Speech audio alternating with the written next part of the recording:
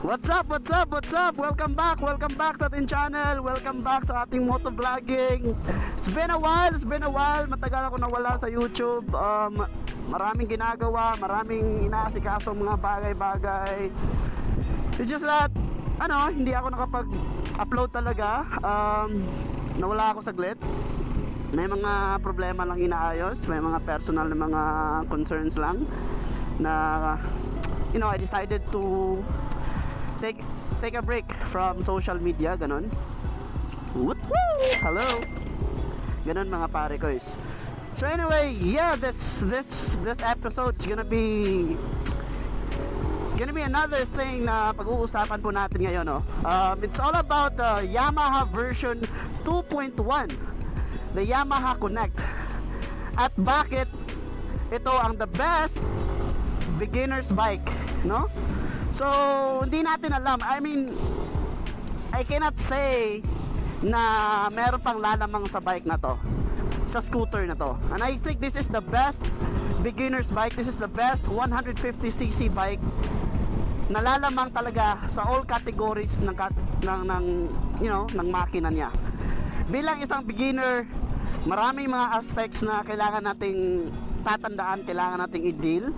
Kasi hindi lang sa forma ng motor, kailangan din natin i-deal yung mga features, yung mga technology na nilalagay ng isang factory sa kanilang engine, sa kanilang motor, no? Sa kanilang products. So ngayon, pag-uusapan natin, babahagi ko po sa iyo yung side ko, yung opinion ko bakit itong Yamaha Nmax version 2.1 is the best beginner's bike in the Philippine market, no? So let's see. Let's go. Drive na tayo pare ko. Na-miss ko to. I miss this feeling. Yeah. Woo! We are driving the Yamaha Nmax version 1. It has the same engine with the version 2.1. Ang wala lang dito, wala po itong Y-Connect, wala po itong traction control, wala po itong yung tinatawag nilang yung Yamaha Connect ba, na nako-connect yung cellphone mo sa dashboard sa motor. Alright? Enjoy muna natin tong moment na to. Alright? Enjoy lang muna mga pre. Okay? Alright, by the way, before tayo magpapatuloy, no? Gusto ko sana magpasalamat sa Color Vision sa pag-sponsor ng ating merch. First ever merch ng ating Sugbo Rider PH. You can also avail this one if you want to. You can definitely pre-order this shirt. We have a sweatshirt, a casual shirt. Sinimplihan lang natin. It is a full sublimation shirt.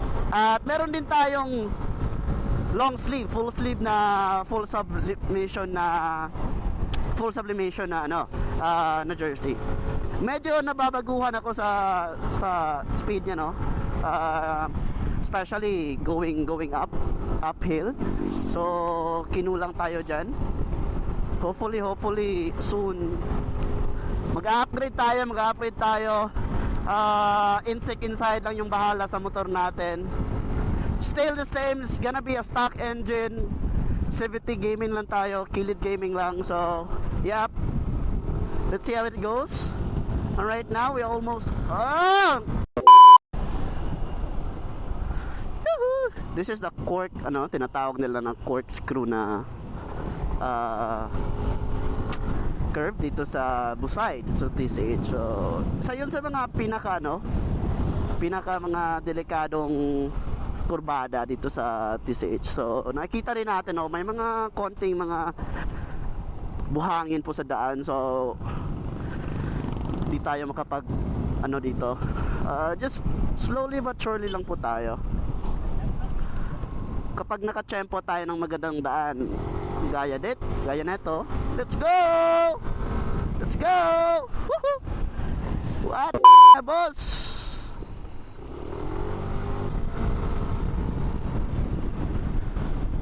Aside from this vlog, Pag-uusapan din natin yung ganda, yung bagong Yamaha version 2. Ano yung nagugustuhan ko dito, ano yung mga bagay na hindi ko nagugustuhan. Check din natin yung speed niya uphill, tas yung top speed niya pababa, yung downhill. May downhill kasi dito. It's not really a long downhill, sakto lang, and hopefully hindi masyadong traffic para makita natin yung resulta. Dami mga riders, oh.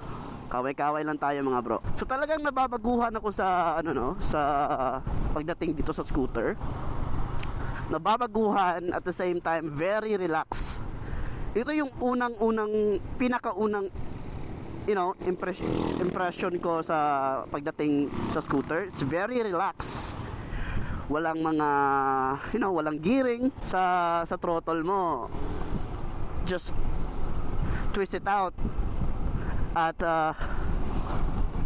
tatakbo na yung motor mo. It's just that you cannot control its its power, its gearing when it comes to downhill, uphill, striking a corner at ganun. Overall, napaka-relax talaga.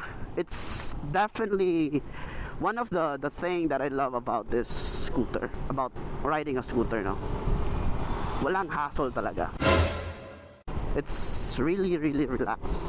Oh, may challenger tayo. Ano ha? Let's go.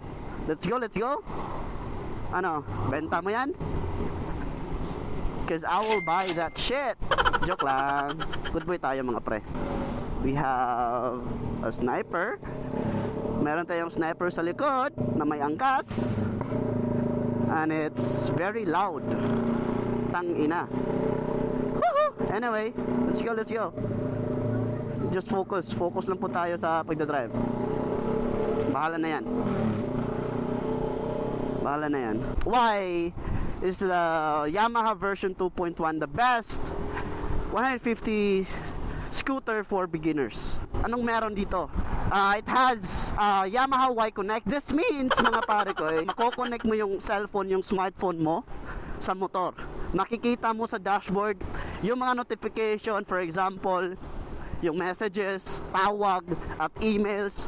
Lahat yun makikita mo sa dashboard. Magpa-pop up yun sa dashboard mo, which is a very very useful features na nilagay ni Yamaha sa motor nila. Aside from this, you can locate your motorcycle, your Nmax sa parking lot or kung saan. Meron itong GPS. Meron dito siyang traction control. And before we proceed about the next feature sa bike na yun, let's simplify traction control. What is traction control, mga bay? Traction control, mga pre, this is a feature sa bike na nilagay ng isang factory sa computer niya, sa electronics niya, na magsasabi na mag-equalize ng rotating speed ng kanyang gulong. Okay? To elaborate it more, let's say for example, yung motor mo tumatakbo 60 kilometers per hour. Okay? 60 kph lang. Tas biglang nag-skid yung likod kasi may buhangin or basa, ganon. Basa yung daan, ganon. So ang mangyayari dyan, mga pre, kapag naka-turn on yung traction control, mga pre, pag nag-skid yung gulong nyo sa likod, the brain of your motorcycle will tell the rear tire is spinning more or beyond 60 kilometers per hour than the front tire, which means na yung traction control, mga pre, ang purpose po nito ay i-equalize niya yung speed, rotating speed ng front wheel at saka rear wheel. This is very useful, for example, nadulas ka at naka-open yung throttle mo. Kapag nadulas ka at naka-open yung throttle mo, of course, magbibigay ito ng power sa rear wheel, which means na magro-rotate pa ito lalo. At magkakaroon ng disgrasya, out of control ka, at iba pa. So that traction control will help the wheel to be equalized.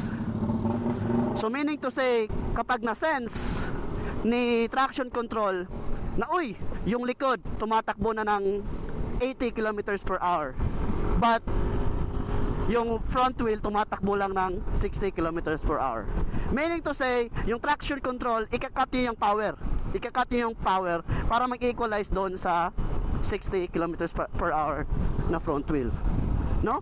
So napaka-simpleng feature na puto, pero napaka-helpful talaga. Aside from the traction control, ang napakaganda nitong Yamaha version 2.1 ay meron din siyang ABS. Alam na natin, no? Alam na natin yung system, alam natin yung paano mag-operate itong sa ABS.